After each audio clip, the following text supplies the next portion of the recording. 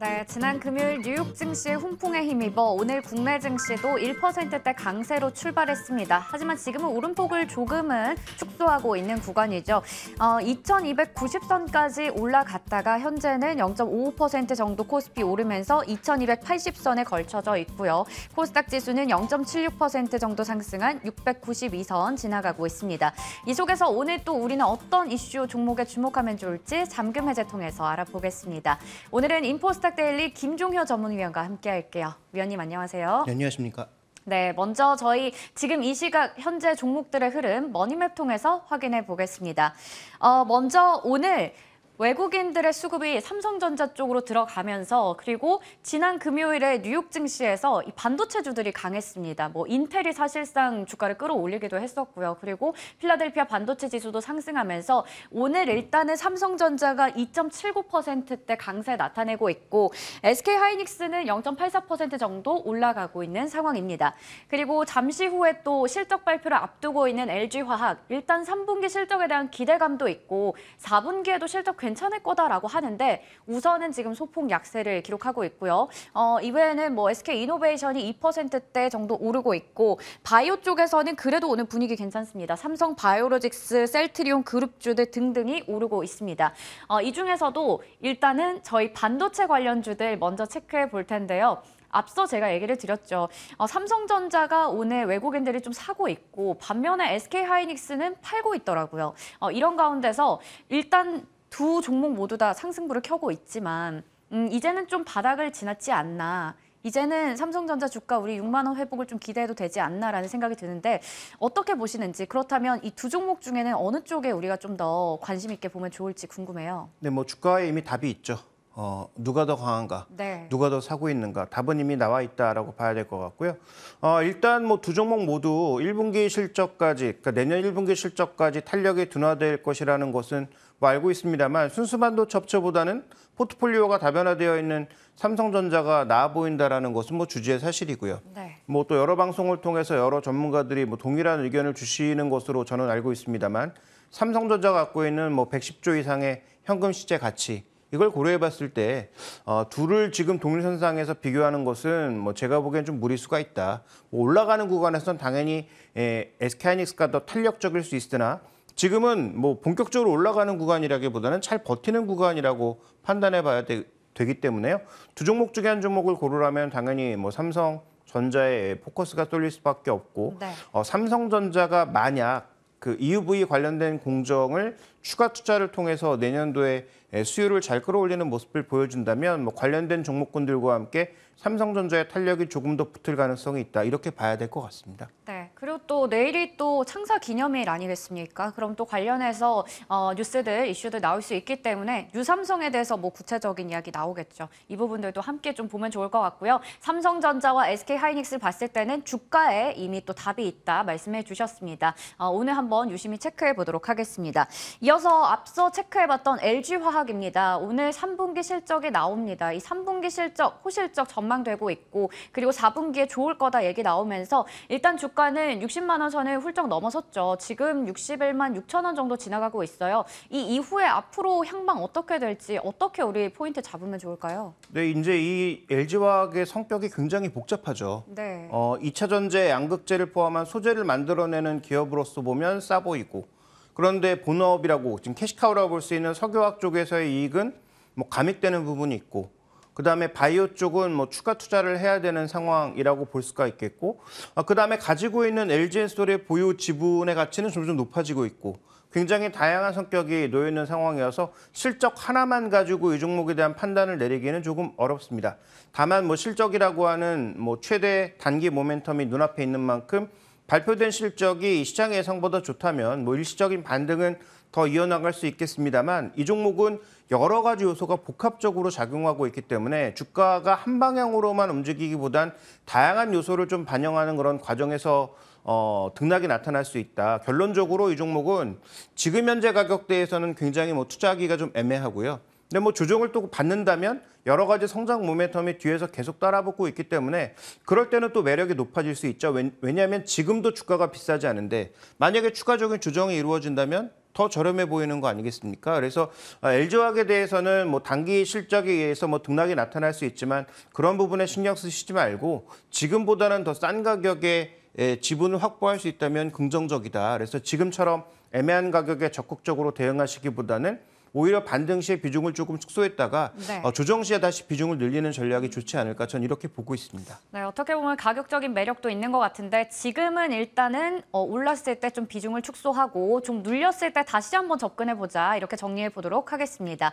그러면 개장 특징주들 확인해 봤고요. 이어서 잠금 해제 종목 넘어가 볼게요. 오늘 첫 번째 잠금 해제 종목이 바로 셀트리온입니다. 셀트리온은 저희 방송에서도 이 출발 성공 투자에서도 정말 많은 분들께서 추천을 또 해주셨고 수익을 냈던 종목이기도 한데요. 다들 긍정적인 의견 많이 얘기를 해주셨어요. 그만큼 이제는 정말 기지개를 켤 수 있을 것인가. 3분기 실적에 대한 기대감도 있고 오늘 특히 삼형제 다 같이 오르고 있습니다. 어떻게 보시나요?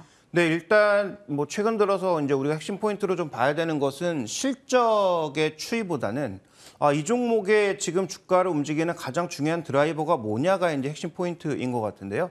다 아시는 것처럼 2021년도에 셀트리온의 주가 드라이버는 우리가 기대했던 백신도 개발할 수 있는 신약 업체에 밸류에이션을 부여하는 것이 맞다. 이게 핵심 포인트였죠. 그런데 이제 그 부분은 뭐 다 결과로 아시는 것처럼 뭐 좋은 결과를 내지 못했고요. 그러면서 뭐 시장 조정과 함께 고밸류 종목군들이 빠지는 구간에서 굉장히 큰 낙폭을 보였죠. 근데 원래 셀트리온의 그 전에 본질은 뭐였습니까? 돈 버는 바이오시밀러 업체, 꽤 현금을 발생시키고 있다라는 게 핵심 포인트였고, 뭐 그게 뭐 중간에 여러 가지 논란도 있긴 했습니다만 어쨌든 중요한 것은 돈 버는 바이오 업체라는 게 핵심 포인트였죠. 그러면 다시 본질로 돌아와서 3분기 실적의 핵심 포인트는 뭐 장기적으로 봤을 때 여러 가지 재료들이 더해지고 있습니다만 뭐 현재 품목들이 더해지고 기존의 램시마 SC 같은 기존 약들은 판매량이 늘어나면서 실적이 견조하다. 결국 자신들이 가고자 했던 방향에 일단 계속 매출이 쌓이고 있고 품목이 쌓이고 있다라는 점. 그다음에 주가는 조정을 크게 받아서 밸류 매력도 일정 부분 발생했다라는 점이 핵심 포인트라는 것이죠. 그래서 셀트리온에 대해서는 저는 뭐 20만 원 과거 저도 한 두어 번 정도 이 종목을 언급했던 네. 것 같은데, 근데 뭐 20만 원 위에서는 조금 부정적인 의견 드렸다가 20만 원 깨고 내려오면서부터 이 정도 가격은 그래도 어느 정도 좀 관심을 가져야 되지 네. 않느냐라고 의견을 좀 바꾸고 있는데요. 현재도 마찬가지입니다. 추가적인 상승 여력은 좀 남아있다라고 보고 있고요. 특히 미국의 주요 종목군들 중에서 최근 제약바이오가 다 신고가 나고 있는 맞아요. 종목이 엄청나게 많잖아요. 핵심 포인트가 뭡니까? 신약이거든요. 셀트리온은 신약이 아니죠. 네. 그런데 신약이 아니지만 품목이 더해진다면 신약만큼의 효과는 아니더라도 매출과 이익을 좀 늘릴 수 있는 그런 효과가 나타날 수 있다는 점이 핵심 포인트인 것 같습니다. 네, 그렇다면 셀트리온은 굉장히 지금 또 관심 있게 봐도 될 구간인 것 같다라는 생각이 드는데 그만큼 지금 모멘텀이 있는 상황에서 셀트리온 얘기를 하면 또 같이 안 할 수 없는 게 삼성바이오로직스잖아요. 그런데 뭐 노무라 증권에서 이런 얘기를 했다고요. 삼성바이오로직스 대신에 셀트리온을 사라. 네.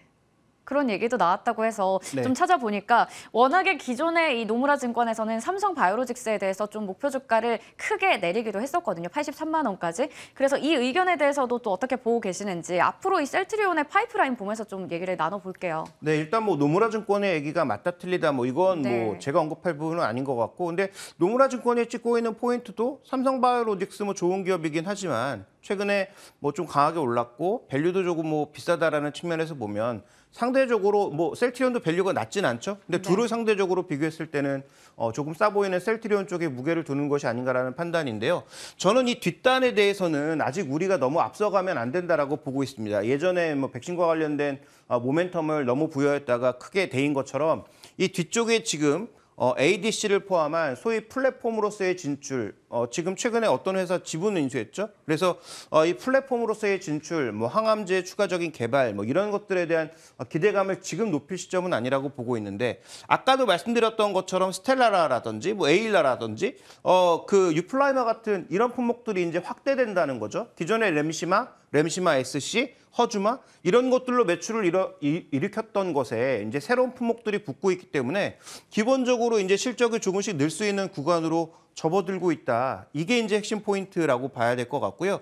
그런 관점에서 보면 이 뒷단이 잘 되면 물론 지금보다 주가가 정말 많이 오르겠지만 이건 우리가 지금 너무 앞서서 생각하기는 어려우니 네. 지금 당장 생각해야 될 것은 유플라이마, 그다음에 아까 말씀드렸던 뭐 스텔라라, 에일라 뭐 이런 것들의 어떤 품목 허가를 통해서 추가적으로 유럽 시장에서 매출이 발생하고 이익이 늘어날 수 있다라는 점에 방점을 찍는 것이 조금 더 합리적인 접근 방법이 아닌가 저는 이렇게 판단하고 있습니다. 네, 좋습니다. 그러면 앞서 또 얘기를 해주셨던 부분이에요. 가격 전략인데 지금 매수가 가능한 시점인지 그렇다면 어디까지 좀 보면서 우리가 어느 구간에서 잘 잡으면 좋을까요? 네, 일단 뭐 제가 생각하기엔 신규 매수도 괜찮지만 미국 시장의 뭐 분위기라든지 네. 이 그 바이오 종목군들의 분위기 네. 이런 것들까지도 우리가 좀 연동해서 같이 봐야 될 것 같은데요. 어쨌든 지금 미국 시장에서 나타나는 이러한 분위기, 제약업종과 바이오 종목군들이 신고가를 내는 이런 분위기가 이어지는 한 삼성바이오로직스만 계속 가기보다는 셀트리온 같은 종목군들 또 최근에 급하게 좀 주가 올라오고 있는 유한양행 같은 종목군들의 움직임도 저는 뭐 비교적 긍정적으로 전개될 것으로 봅니다. 그래서 지금 현재 밸류는 뭐 과거 대비해서 굉장히 낮아진 수준이기 때문에 일정 부분은 회복은 가능하다라고 보고요. 증권사마다 지금 PR 50배 정도를 목표가로 해서 뭐 27만 원, 좀 더 높게 보는 데는 뭐 30만 원 근접한 그런 가격까지 목표가로 제시하고 있는데 뭐 시간이 좀 지나면 그 정도의 가격도 가겠지만 제가 보기에 1차적으로는 기술적인 저항선이 20만 원 초중반대 가격을 돌파하는 것이 일단은 첫 번째 목표다. 그다음에 PR 50배는 그다음 목표라는 거죠. 그래서 지금 현재 시장에서 이 종목은 과거부터 뭐 공매도에도 시달렸고 수급적으로도 여러 가지 부담이 있었던 것만큼 단기적인 기술적 저항선이라고 볼 수 있는 한 22만 원, 23만 원 이 정도의 가격을 어떤 식으로 돌파하느냐가 첫 번째 관건이 될 것으로 보이고요. 그 정도의 가격을 잘 돌파한다면 뭐 증권사에서 제시하고 있는 뭐 PR 50배 정도의 네. 목표가도 설정 가능하지 않을까 이렇게 보고 있습니다. 우선은 20만 원 선을 좀 돌파할 필요가 있어 보입니다. 그리고 지금 단기적인 목표 주가는 23만 원 정도 또 제시를 해주셨고요. 여기를 또 돌파한다면 증권사에서 제시하고 있는 뭐 27만 원 중후반대까지도 한번 얘기를 주셨습니다. 이렇게 셀트리온에 대해서 알아봤고요. 다음 잠금 해제 종목 확인해 볼 텐데 지난 금요일에 자동차 대표주, 자동차 부품주 다 강했습니다. 만도도 실적이 잘 나오면서 정말 주가가 강했어요. 그래서 바닥은 어디인가라는 생각을 또 하게 만들었는데 우선 오늘은 이 자동차 부품주들 다 같이 빠지고 있습니다. 만도도 지금 한 3%가량 빠지고 있거든요. 실적의 힘이 여기서 끝나는 걸까요? 네, 뭐 그렇게 보기엔 어려울 것 같은데 이 종목은 제가 2월 달에도 한번 말씀을 드렸더라고요. 일부러 제가 동일한 제목을 가져왔습니다. 네. 그때도 주가가 급하게 빠지면서 바닥이 어디인가라는 그런 말씀을 드렸는데 현재 지금 뭐 실적, 매출이나 영업이익 쪽에서 모두 긍정적인 양상이 나타나고 있죠. 근데 중요한 것은 만도가 어떤 기업인가를 우리가 반추해 볼 필요가 있는 거죠. ADAS, 뭐 ADAS를 네. 포함한 다양한 어떤 자동차 부품을 만들지만 전기차에만 납품하는가? 그렇지 않고요. 그다음에 현대차에만 납품하는가? 물론 비중이 가장 크긴 하지만 그렇지 않다라는 거죠. 중국에도 납품하고 GM 비중도 있고 다양한 어떤 비중이 있다라는 것을 고려해 봤을 때 이 종목의 지금 실적 상승의 의미가 뭐냐? 결국은 2분기에 급증했던 현대차처럼 환율 효과나 그다음에 자동차 재고가 점점 쌓여가는 과정에서의 이익이 약간 밀려서 뒤이어서 나타나고 있다라고 봐야 되는 것이죠. 네. 그러면 근본적으로 자동차가 안 팔리면 그게 뭐 전기차가 됐든 아니면 뭐 기존의 내연기관차가 됐든 이게 안 팔리면 이 종목의 이 3분기에 좋은 실적을 계속 좋게 볼 수 있겠는가? 그렇지 않다라는 거죠. 또 하나 이런 자동차 부품주의 실적의 기여도가 현대차처럼 환율 효과가 상당 부분을 차지하고 있다면 저는 뭐 지난달부터 현대차와 기아차에 대해서 계속 안 좋은 의견을 드리고 있습니다만 자동차가 안 팔리는데 부품주가 잘 된다는 것도 논리적으로 맞을 수가 없는 부분이죠. 그래서 현재 구간에서의 만도 핵심 포인트는 현재 좋은 3분기 실적을 4분기에도 이어가고 내년에도 긍정적으로 유지할 수 있는가가 핵심 포인트이기 때문에 저는 뭐 3분기 실적 하나만으로 너무 긍정적인 평가를 내리기에는 조금 어렵다 이렇게 판단하고 있습니다. 아무래도 자동차 자체 다 부품도 포함되어 있는 거기 때문에 우리가 현대 기아차의 실적 전망이 지금 좋지 않은데 부품만 너무 좋다 보고 따라가기엔 좀 무리가 있다라는 생각도 듭니다. 두 번째 포인트가 2023년의 실적이에요. 그런데 사실 지금 증권가 의견들을 보면 그래도 긍정적인 얘기들을 하고 있어요. 매수 의견도 제시하고 있고 그렇다면 실적에 대해서 어느 정도 긍정적 포인트가 있는데 어떤 부분들을 보면 좋을지 얘기 부탁드릴게요. 네, 일단 뭐 준비된 그림을 좀 보면서 말씀을 드려볼까요? 현재 구간에서 핵심 포인트가 이 종목이 갖고 있는 뭐 고객별 매출 비중과 제품별 매출 비중을 봤을 때 아까 말씀드렸던 것처럼 내연기관이 안 돼도 부족하고 전기차만 잘 돼도 부족한 그런 상황이란 말이죠. 그런데 그나마 이제 우리가 지켜봐야 될 것은 내년도에 GM이 과연 얼마만큼 회복하느냐가 관건이죠. 그러니까 증권사가 지적하고 있는 것도 GM이 좀 살아나면 전체 매출 비중에서 10% 이상 차지하고 있는데 여기에 대한 기여도 있을 거고 중국 자동차도 어쨌든 최근 들어서 수출도 조금 늘고 있고 여전히 성장하고 있는 국면이니까 이 기업은 현대기아차에만 의존하지 않는다. 그래서 현대기아차가 안 좋아도 다른 쪽이 좋아지면 좋아질 것이다라는 그런 전망을 계속 내고 있는 상황인데 아까도 말씀드렸던 것처럼 핵심은 뭐냐. 내년도에 그 고금리에서 자동차 할부 금융의 금액이 대폭 증가하는데 과연 사람들이 그 가격에 자동차를 많이 살 것인가라는 부분. 그다음에 전 세계 자동차 종목군들은 다 아시는 것처럼 지금 다 부진하거든요. 뭐 테슬라는 다른 이슈라고 하더라도 뭐 GM, 르노, 그다음에 뭐 여러 폭스바겐을 비롯한 자동차들의 최근 추이 별로 그렇게 좋아 보이지가 않습니다. 그래서 그런 것들을 생각해 봤을 때 3분기에 실적이 좋았던 것은 사실이지만 그게 환율 효과임을 고려하면 달러도 만약에 연준 피벗이 정말로 연말에 와서 달러의 강세가 만약에 조정된다? 그러면 그 부분에 대해서도 제한적일 수밖에 없는 거잖아요. 환율 효과 자체도. 그래서 그런 여러 가지 요소들을 종합적으로 고려해 보면 이 종목의 2023년 실적을 너무 위로 당겨놓는 것은 조금 불안한 요지가 있다. 이렇게 좀 봐야 될 것 같습니다. 네, 만도가 또 글로벌 매출 자체가 전체 매출의 거의 절반 정도를 차지하는 기업이기도 한데요. 너무 이 3분기 실적 하나만 보고 우리가 긍정 이렇게 생각만 하기에는 약간의 무리가 또 있어 보입니다. 그러면 추가 상승 여력은 그래도 증권사 얘기를 들어보면 있는 것 같단 말이죠. 그러면 우리가 어느 정도 선에서 잡아서 가격 전략을 세우면 좋을지 궁금합니다. 결국은 지금 당장 자동차가 안 팔리는 게 아니라 지금은 아직도 몇몇 차종을 중심으로 지금 백오더가 막 쌓여 있는 상황이란 말이죠.